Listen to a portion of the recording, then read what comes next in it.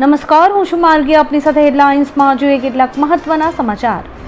સિદ્ધપુર તાલુકામાં મેઘરાજા મન મૂકીને વરસ્યા છે. તોફાની બેટિંગને કારણે ઉપરવાસમાં ભારે પાણીની આવક થતાં સિદ્ધપુર તાલુકાની અનેક નદીઓમાં પૂર આવ્યું છે. સતત 5 થી 6 કલાકના વરસાદને કારણે અનેક ગામડાઓ ટાપુમાં ફેરવાયા છે. ભારે વરસાદને કારણે તાલુકાની ખડિયાસણ પાસેથી પસાર થતી ઉમરદશી, મોયણી અને સરસ્વતી નદીમાં પૂર આવ્યું હતું.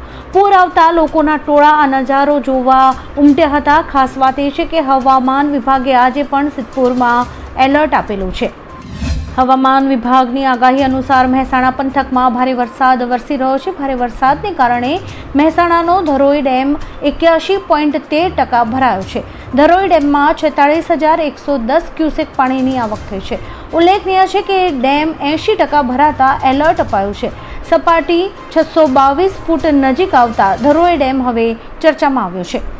દાહોદ પંથકના વાતાવરણમાં પણ પલટો આવતા ધોધમાર વરસાદ વરસી રહ્યો છે. લીમખેડા, દેવગઢ, બારિયા, સિંગવડમાં વીજળીના કડાકા સાથે વરસાદ વરસ્યો હતો. આ વરસાદ સાથે ભારે પવન અને વીજળીના કડાકા ભડાકા પણ થયા હતા. દિવસભરની અસહ્ય ગરમી અને ઉકળાટ બાદ આવેલા વરસાદથી વાતાવરણમાં જોકે ઠંડક પ્રસરી ગઈ છે. ખેડૂતો માટે આ વરસાદ આશીર્વાદરૂપ સાબિત થયો છે. રાજ્યમાં અત્યારે વરસાદી માહોલ જામ્યો છે. ત્યાં ફરી એકવાર અંબાલાલ પટેલની આગાહી સામે આવી છે. અંબાલાલ પટેલે 29 જુલાઈ સુધી રાજ્યમાં ઉત્તર, મધ્ય, દક્ષિણ અને સૌરાષ્ટ્ર કચ્છના ભાગોમાં ભારે વરસાદની આગાહી કરી છે. બંગાળની ખાડીમાં સર્જાયેલા સાયક્લોનિક સર્ક્યુલેશન અને અન્ય સિસ્ટમના કારણે વરસાદી માહોલ છવાયો છે. ઓગસ્ટમાં 6 થી 10 અને 18 થી 21મી તારીખે ભારેથી અતિભારે વરસાદની આગાહી છે. તેમજ 3 સપ્ટેમ્બરના રોજ પણ ભારે વરસાદની આગાહી કરાઈ છે. હવામાન વિભાગની આગાહી અનુસાર પાટણ જિલ્લામાં ધોધમાર વરસાદ વરસી રહ્યો છે. પાટણ જિલ્લાના 9 તાલુકામાં સાર્વત્રિક વરસાદ નોંધાયો છે. સિદ્ધપુરમાં સૌથી વધુ 7 ઇંચથી વધુ વરસાદ પડ્યો છે. પાટણમાં 3 ઇંચ વરસાદ અને સરસ્વતી તાલુકામાં 1.5 ઇંચ જેટલો વરસાદ પડ્યો છે. નીચાણવાળા વિસ્તારોમાં પાણી ભરાઈ ગયા છે. અમદાવાદ શહેરમાં પણ ધોધમાર વરસાદ પડ્યો છે. અનેક વિસ્તારોમાં પાણી ભરાયા છે. વરસાદને કારણે શહેરમાં વિઝિબિલિટી પણ ઘટી ગઈ છે. નારોલ પાસે શાહવાડી ગામમાં પાણી ભરાયા છે. શહેરના અનેક રસ્તાઓ પર નદીઓ વહેતી હોય તેવા દ્રશ્યો સર્જાયા છે. નેશનલ હાઈવે 8 ઉપર પણ પાણી ફરી વળ્યા છે. બોપલ, શાંતિપુરા અને શેલામાં ધોધમાર વરસાદ વરસ્યો છે. બીજી તરફ ઓઢવ, મણિનગર, વટવા, રખિયાલ, વસ્ત્રાલ, હીરાવાડી અને બાપુનગરમાં પણ પાણી ભરાયા છે. હવામાન વિભાગની આગાહી વચ્ચે ગઈકાલે રાત્રે શનિવારે પાટણના સિદ્ધપુર તાલુકામાં મેઘરાજા મન મૂકીને વરસ્યા છે. સિદ્ધપુર તાલુકામાં 5 કલાકમાં 6 ઇંચ જેટલો વરસાદ ખાબક્યો છે. ગામડાઓમાં પાણી ભરાતા તેઓ ટાપુમાં ફેરવાયા છે અને એક સ્થળે લોકોને ભારે હાલાકી ભોગવવાનો વારો આવ્યો છે. કાકોશી ગામે તળાવનું પાણી ગામમાં ફરી વળ્યું હતું. મામવાડા ગામે લોકોનું ટ્રેક્ટરથી રેસ્ક્યુ કરવાની ફરજ પડી હતી. આ ઉપરાંત મેળોજ ગામ પણ ટાપુમાં ફેરવાયું છે. ઉત્તરાખંડના રુદ્રપ્રયાગ જિલ્લામાં ભારે વરસાદને કારણે પરિસ્થિતિ વધુ વણસી રહી છે. ગૌરીકુંડ નજીક કેદારનાથ તરફ જતા ફૂટપાથ પર મોટા પથ્થરો પડી જવાથી રસ્તો બ્લોક થઈ ગયો હતો, જેના કારણે 1600થી વધુ ચારધામ યાત્રાળુઓને સુરક્ષિત સ્થળોએ ખસેડવાની ફરજ પડી હતી. આપત્તિ વ્યવસ્થાપન અને પુનર્વસન સચિવ વિનોદકુમાર સુમને જણાવ્યું હતું કે જિલ્લાના ઘણા ગામોમાં પાણી ઘૂસી ગયા છે અને કાંપ પણ લગભગ 1 ડઝન જેટલા ઘરોમાં ઘૂસી ગયા છે. અમેરિકાના ડેનવર એરપોર્ટ પર એક બોઈંગ વિમાનનું એન્જિન ફેલ થઈ ગયું હતું, જેના કારણે વિમાનના લેન્ડિંગ ગિયરમાં આગ લાગી ગઈ હતી. મળતી માહિતી મુજબ અકસ્માત ટેક ઓફ દરમિયાન થયો હતો. વિમાનમાં 179 લોકો સવાર હતા.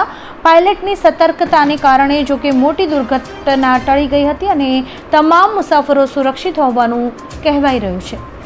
સુરત સૌરાષ્ટ્ર હાઈવે પર શક્તિધામ ટ્રાવેલ્સ બસ પલટી ગઈ હોય તેવી એક ઘટના બની હતી. અકસ્માતમાં સદનસીબે બસમાં સવાર તમામ મુસાફરોનો ચમત્કારિક બચાવ થયો હતો. બસના ચાલકને ઝોકું આવી જતા સ્ટીયરિંગ પરનો કાબુ ગુમાવ્યો હતો, જેના કારણે લક્ઝરી બસ રોડની સાઈડમાં પલટી ખાઈ ગઈ હતી. બસમાં 30થી વધુ મુસાફર સવાર હતા. એમ્બ્યુલન્સ તાત્કાલિક ઘટના સ્થળે પહોંચી ગઈ હતી અને રાહત કાર્ય શરૂ કર્યું હતું. શનિવારે ઇન્ડોનેશિયાના પશ્ચિમ પાપુઆ પ્રદેશમાં 5.93ની તીવ્રતાનો ભૂકંપ આવ્યો હતો. સામે આવેલી માહિતી અનુસાર ભૂકંપનું કેન્દ્ર બિંદુ 10 કિલોમીટર દૂર હતું. અત્યારે કોઈ જ નુકસાનના સમાચાર નથી.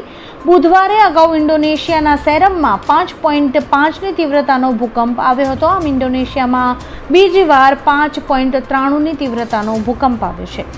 હવે અમેરિકાના રાષ્ટ્રપતિ ડોનાલ્ડ ટ્રમ્પ પણ કંબોડિયા અને થાઇલેન્ડ વચ્ચેના યુદ્ધમાં ઉતરી ગયા છે.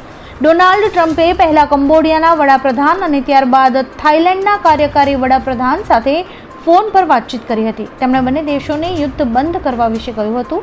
આ સાથે જ તેમણે બંને દેશો સાથે વેપાર વાટાઘાટો વિશે પણ વાત કરી હતી.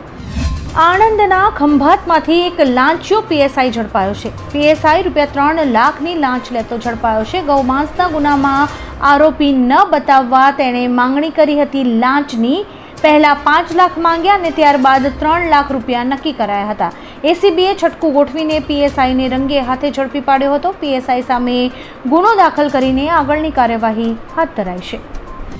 અમેરિકામાં ફરી એકવાર ચપ્પા વડે હુમલો કરવાની ઘટના સામે આવી છે. આ વખતે આ ઘટના મિશિગન રાજ્યના વોલમાર્ટમાં બની હતી. શનિવારે બપોરે મિશિગનના ટ્રેવર્સ સિટી નજીક વોલમાર્ટમાં છરાબાજીની એક ઘટનામાં ઓછામાં ઓછા 11 લોકો ઘાયલ થયા હોવાનું સામે આવ્યું છે, જેમાંથી 6 ઘાયલોની હાલત ગંભીર છે. પીડિતોની સારવાર ટ્રેવર્સ સિટીના મુન્સન મેડિકલ સેન્ટરમાં ચાલી રહી છે.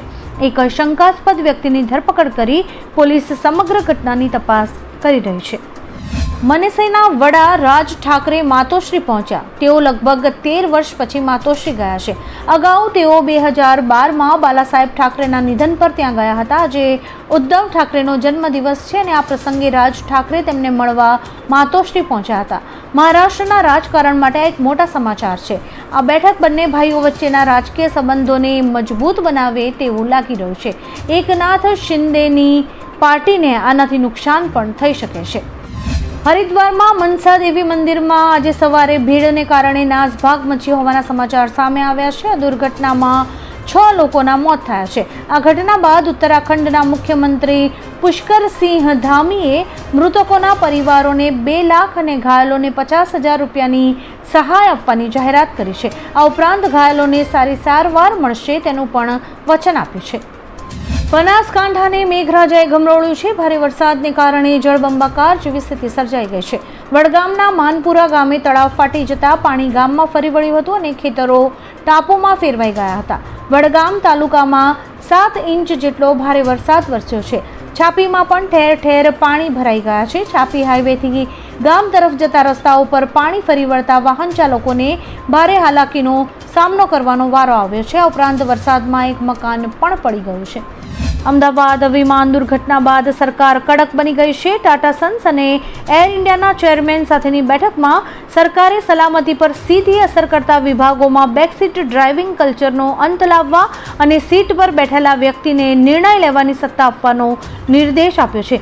કેમ કે ઘણા કિસ્સાઓમાં કોઈ બીજું નિર્ણયો લઈ રહ્યું હોય છે, જ્યારે કે સીટ પર કોઈ બીજું જ બેઠેલું હોય છે. આ સિસ્ટમ અત્યંત ખતરનાક છે અને તેને નાબૂદ કરવી જોઈએ એવી સરકારે સ્પષ્ટ ચેતવણી આપી છે.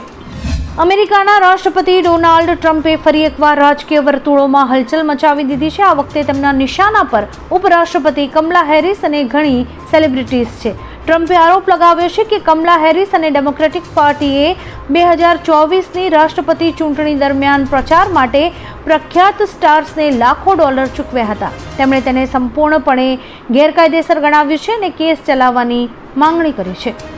શનિવારે રાત્રે વિરામ બાદ આજે સવારે સાબરકાંઠા જિલ્લામાં ભારે વરસાદ વરસી રહ્યો છે. છેલ્લા 24 કલાકમાં સમગ્ર જિલ્લામાં વરસાદ નોંધાયો છે.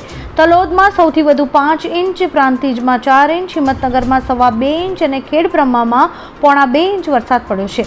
સવારે 4 થી 6 કલાક દરમિયાન ખેડબ્રહ્મા, વિજયનગર, વડાલી અને ઈડર તાલુકામાં વરસાદનું જોર વધ્યું હતું. આવા જ કેટલાક રસપ્રદ સમાચારો નિહાળવા માટે અમારી યુટ્યુબ ચેનલને લાઇક, શેર અને સબસ્ક્રાઇબ કરો અને જોતા રહો હેડલાઇન્સ.